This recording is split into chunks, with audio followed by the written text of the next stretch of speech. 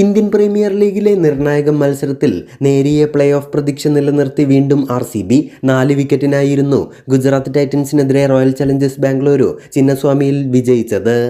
മത്സരത്തിൽ ടോസ് നഷ്ടപ്പെട്ട് ആദ്യം ബാറ്റ് ചെയ്ത ഗുജറാത്ത് ടൈറ്റൻസ് 19.3 ഓവറിൽ 147 ഓൾ ഔട്ട് ആവുകയായിരുന്നു. വളരെ ബുദ്ധിമുട്ടേറിയ തുടക്കമായിരുന്നു ഗുജറാത്തിൻ്റേത്. ഗുജറാത്ത് ടൈറ്റൻസിൻ്റെ ടോപ്പ് സ്കോററായത് രാഹുൽ തെവാട്ടിയായിരുന്നു. 21 പന്തിൽ 35 റൺസ് തെവാട്ടിയെ നേടി. മില്ലർ 30, ഷാറുഖ് ഖാൻ 37 എന്നിങ്ങനെയാണ് സ്കോറുകൾ. മറ്റാരും തന്നെ ഭേദപ്പെട്ട പ്രകടനം കാഴ്ചവെച്ചില്ല.